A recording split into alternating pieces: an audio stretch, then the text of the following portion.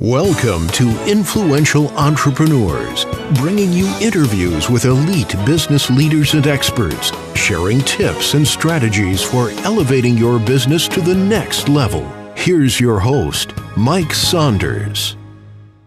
Well, hello and welcome to this episode of Influential Entrepreneurs. This is Mike Saunders, the Authority Positioning Coach, and today we have with us Patrick McKenna, who is the founder and CEO of Strike Social. Welcome to the program, Patrick. Thanks, Mike. It's great to be on. Hey, so it's always really good just to kind of get to know people and see how they've been doing in business. And I know that you have a forecast and an outlook of you keep your eyes on the horizon. So I want to get into that as well. But give us a little bit of background. You've got a background in technology and business development, but give us a little bit of a background and then what led you to found Strike Social. Yeah. So I started I started as just sort of a sales rep way back in the day. I'm an older guy. I'm 51 now, but hey, watch your tongue. I'm 51, and that's not an older guy. Well, I'll tell you what. I feel old around here because I'm one of the older guys in the office. Digital marketing, you're like a great grandfather because all the Gen Zs out there running circles around you, in that perspective. So I see where you're going. Yeah, that's absolutely correct. And then I spent 12 years with Microsoft in a variety of capacities. Probably the longest period of time was being a consultant and running my own company and selling consulting services to them. How I got here was I got into marketing. Was as a CMO. It was a company I invested in, and I went down there and sort of looked at what they were doing and thought, gee, maybe I can help. And I took a very business development approach to it, really looking for partners, people who could understand how I was trying to find a customer and teaching them how to fish for me. And so I sort of built an acquisition-based agency internal for the brand, and we built a lot of tools and a lot of technology to measure things. And then I noticed that there was a need for that in the digital space for the advertising agencies, and so I broke off and started Strike Social. And we started selling our technology to agencies. We rebuilt it and made it really scalable and we sell it to the largest holding companies in the world, and we do that globally. And so Strike Social, what are you providing? Is it social media platforms, or does it go deeper into like analytics and buyer behavior and things like that? Yeah, more on the optimization and planning of media buys. So one of our fully self-contained solutions is for YouTube, and we use a lot of artificial intelligence and a lot of data science, and you can do things in there that will optimize human capital. Okay. So we'll go into an agency and say, hey, you could run several $100 million worth of YouTube through our platform with just a few people, whereas you would normally need, a staff of 50 to 100 people to do something like that. And when you say run through YouTube, are you meaning the content itself or like ads through the YouTube platform? Yeah, so there's a couple ways to buy YouTube on Google's platforms. One of them is through AdWords. You can just go in and you got to do your typical stuff, right? You got to request a flight. You got to say who you want to target. You got to put your budget in. And before all that happens, when you're asking the platform these questions, you need to build a media plan. So you got to have a strategy.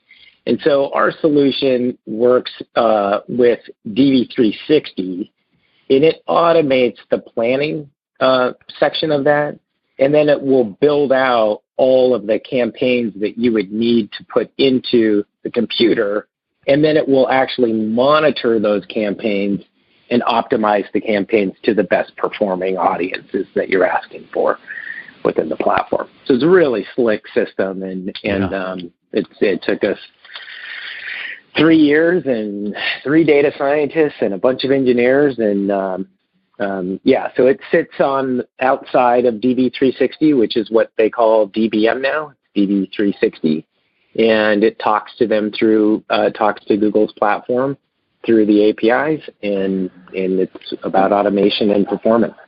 And so basically it is going through algorithms to say, here's this ad given to this audience segment, here's the results, and then they compare that against maybe a A/B test and go, the next one we ran on this period of time, whatever that might be, that performed better, so now let's shift majority of or all of the advertising into this segment because now we've tested it, and it just keeps doing that over and over again. Yeah, and so from when you talk about A/B testing, we're talking about, so let's just say an average sophisticated buyer would maybe go into Google's ad platform, and they would A/B, C, maybe D test, right? Yeah. They would say, I want this audience, and I want them on desktop and mobile, and I think they're interested in these types of interests or these affinities or these keywords. I might find them there. What we'll do is, and maybe that's 3 different requests or 5 different requests. And you can manage the budget. Each line has a different budget. And so you're sort of turning something off to turn something else higher in that solution. And in our solution, we'll put in, like, I've seen as much as 6,000 separate A/B test lines. Wow. And so it's just one of those things that would just be completely unattainable on a human level. You would never want to, no one would even try to do something like that. But when you have a machine, you can do that stuff. And so you're exactly right. So the idea is I have these theories about where my audience is. I have these theories about what their interests are. I'm going to put them into this machine, and then the machine's going to take this to an A/B test level that's unattainable from a human, and it's going to monitor and automatically go and gravitate towards what's working the best. And what is the metric for success there? How do you know when a campaign is dialed in and working? Is it just the clicks from the YouTube ad over to wherever you're pointing them to? It can be. So there are a bunch of different, we call those secondary KPIs, right? Uh-huh. The first KPI that it always goes for is cost and view rate. Yeah.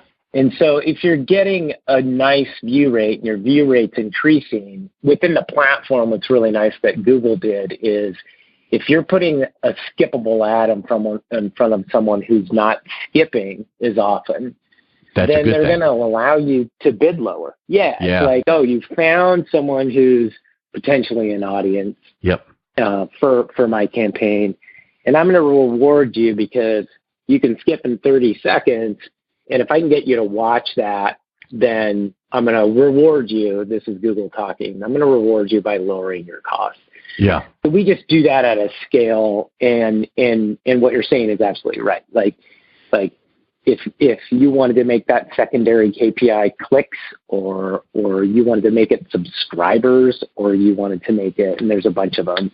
But isn't there like 3 levels, what you just described there? The first level is the view, the impression, kind of like a branding campaign. Like if nobody clicks, we're fine because we're getting in front of a lot of people's eyeballs and they're seeing our logo, our brand. And even though they might be skipping it, they're going to see that first few seconds, and that's going to impress in their mind about us. The next thing would be they clicked on it, but then the final piece would be we don't know whether when they landed on our page we sent them to, if they did anything. They might have clicked from the YouTube ad over to our landing page for a webinar and they never registered. We don't really know that. But what do you find is the most or not successful, but the most requested campaign? Is it more of the branding, we just want to get out there in front of people, or do they then want the secondary KPIs, which is, let's show some action and some results? Well, I mean, I think any good marketer should be driving for a result. Now, a result for someone in entertainment, let's say Disney is running a movie trailer. A lot of that is awareness, right? It's very hard to track if somebody saw that video and went to the movie theater. Yeah. So they're looking for that broader reach of what you were talking about. If you're an e-commerce company, what you're typically doing with YouTube is you're saying, I've got this video, I've got this product, it's really well outlined in the title and description, and I'm using YouTube as a mid-funnel awareness opportunity, and I'm trying to drive that through my SEM campaigns. Yeah. And so you're doing a lot of search and tracking it that way. But yeah, you're right on track.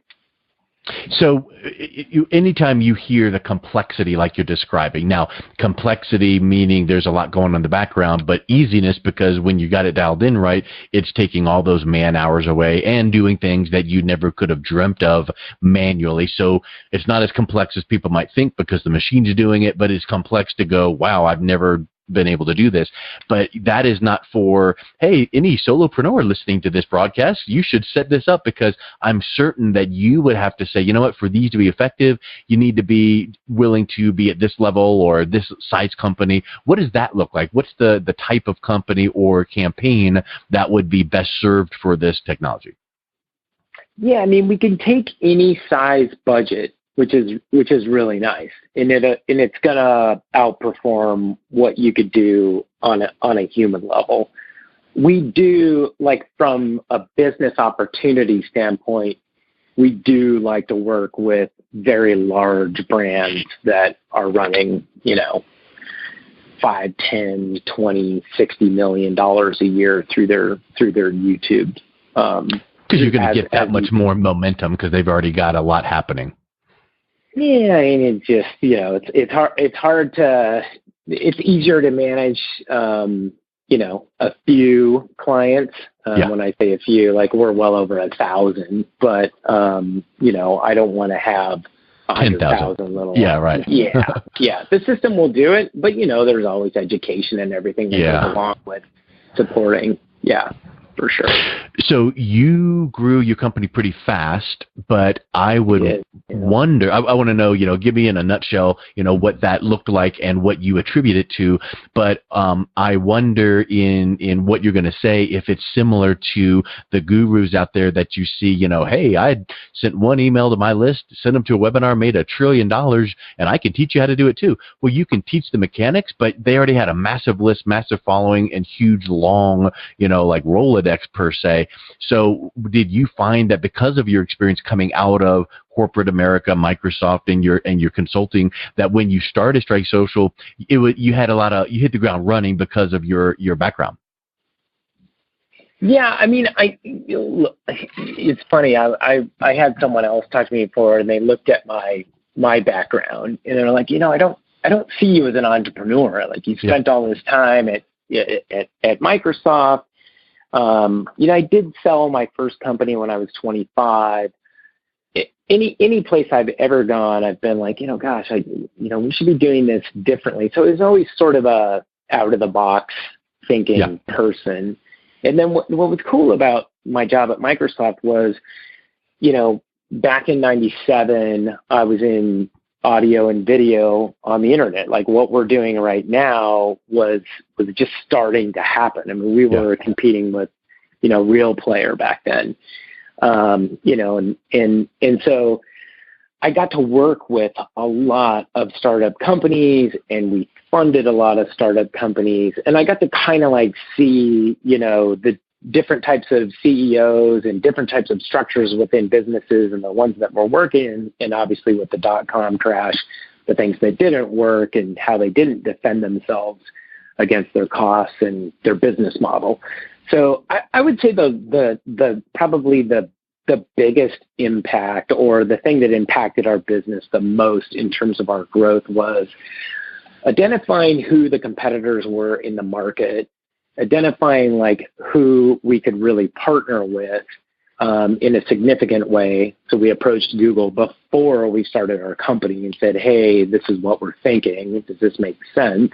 Because I didn't want to have, a double-barreled shotgun pointed at me and from someone that big. Yeah. And so it was really like we hit the market with a model that wasn't really considered a big deal.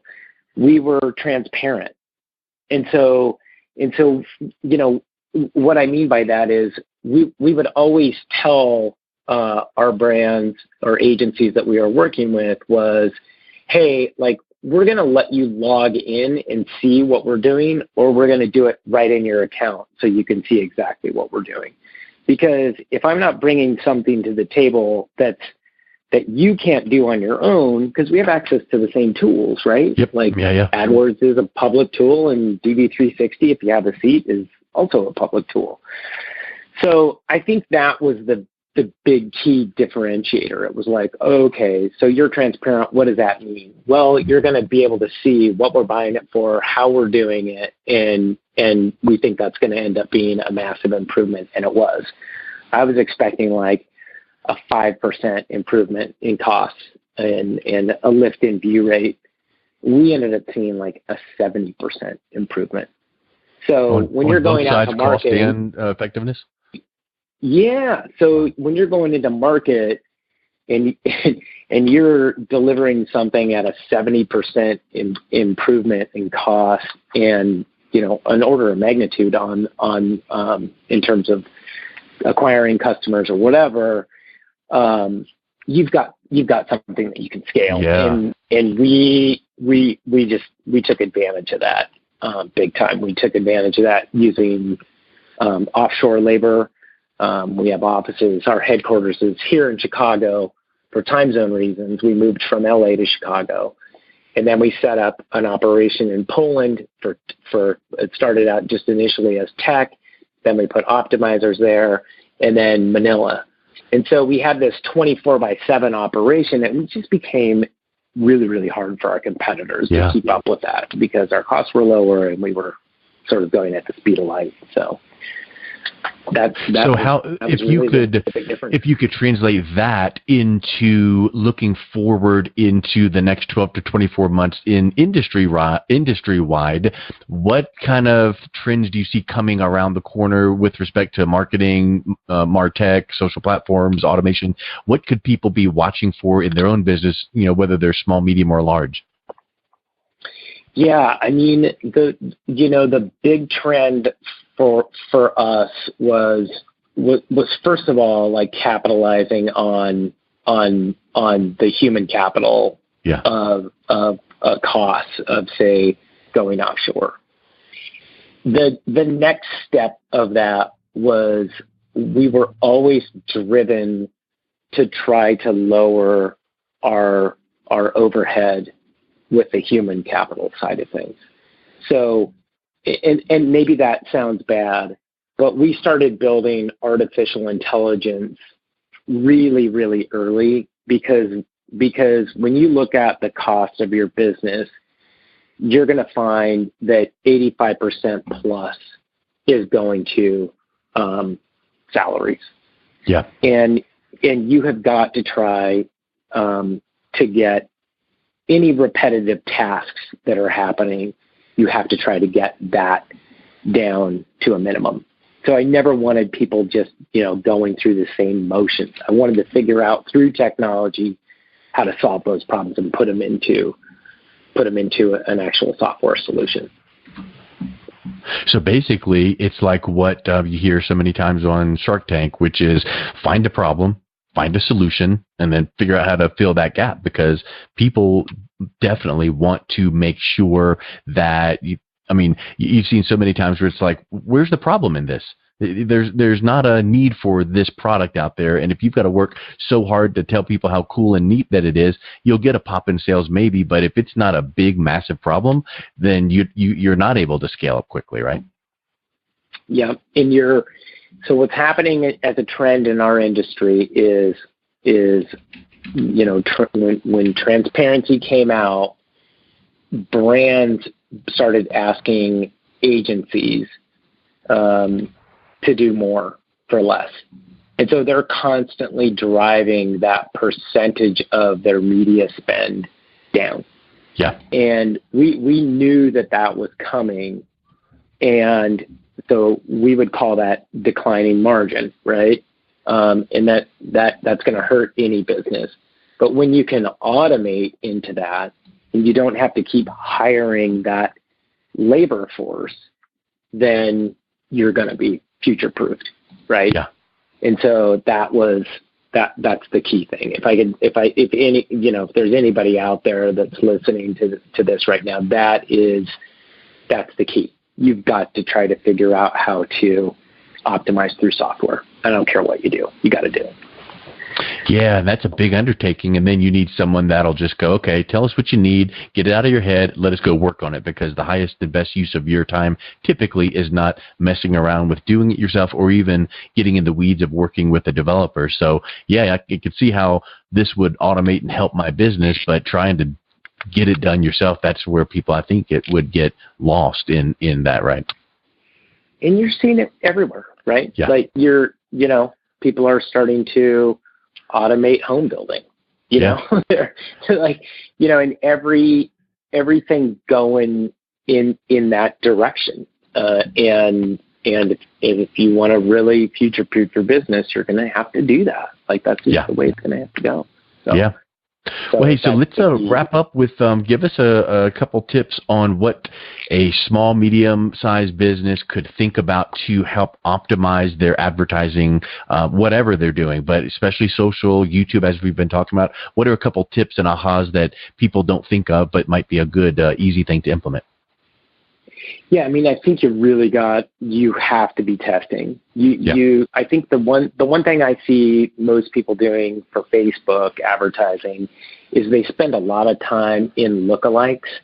And what happens is you start to run out of your lookalikes. And so you have to be A/B testing outside of the audiences that have worked for you before, that have purchased from you, and you have to go find net new. And so we don't see a lot of companies doing that. We'll see them sit 90% of their budget in their lookalike, and they're not out there finding new audiences. Yeah. And they're less obvious, and it's harder. And in some cases, you may be spending more to do that A/B testing, but once you find a pocket, you can really drive your costs down. Am I thinking correctly by interpreting what you said, saying if you just have your main audience, create some lookalikes, you hit a ceiling, but if you then also look for some new audiences through some clues that maybe in your customer service, your website, your analytics, your social media campaigns, and you pick up on a new nuance in an audience, now you've got a fresher audience, which you can maximize that as well as then do a lookalike of that to extend that out, and then you just keep that same process going. Yeah, and we do that. Like we do a lot of audience mapping across platform. So I'll give you a quick example. I'm a CPG company. I've got a product in, let's say, Walmart or 7-Eleven or somewhere. I may target Walmart shoppers within Facebook, and that's a really obvious audience. That's a targeting type that you can do in Walmart. Well, now you have to start looking at what else, what people who are interested in Walmart are also interested in. So these are the people who are actually going to Walmart, but, discount shoppers, coupon clippers. Those are also areas that are less obvious than Walmart. It'll be less competitive than Walmart because that's an easy one to think of. Yeah. And you can start making, some sales in that other area and expand that audience. Now you've expanded your customer base, and you can feed that lookalike model better. And it seems like you could be, if you kept that on the forefront of your mind, even as a small entrepreneur, you can be listening to your customers when you are talking on the phone, meeting with them in your business, emailing back and forth on social. You could be listening for those types of clues to go, hey, what else do you like to do, or what else brought you to, and you can watch for that to then see if those might be viable targets. Right. And I think one thing that people do a lot of is they put themselves in the conversation. They say, well, I wouldn't do that, or you can't plan that way. You have to take yourself out of that. You have to act just like what you're saying. You talk to them and you find out what they like, and it may not be something that you ever thought of. And then you would go apply that in the platform and test it. And if it doesn't work, it doesn't work. So what? You get out of it. You don't put a bunch of budget behind it. You put $5 behind it or something. You don't have to crush it with a big fat budget and waste a bunch of money, but you can test it easily. Yeah. That's huge. So, hey, what's the best way that people can learn more about you, your business? Do you have a book, podcast, website? What's the best way people can learn and engage a little bit more from you, Patrick? Yeah, I mean, I think our website's really good. There's a lot of resources on it. It's strikesocial.com. Pretty simple. We're a global company. But yeah, there's some really great guides about how to win on Pinterest and Facebook and Twitter and LinkedIn and all the social platforms. And of course, YouTube is fully automated for us. So we have tools for all of it, but YouTube's just, here it is. Go for it. Awesome. Well, thank you so much for being on today. I really appreciate your time. It was wonderful kind of talking these high-level automation and opportunities. So thanks for bringing your knowledge, and thank you for coming on today. Thanks, Mike. Thanks for having me. It's been great. You've been listening to Influential Entrepreneurs with Mike Saunders. To learn more about the resources mentioned on today's show or listen to past episodes, visit www.influentialentrepreneursradio.com.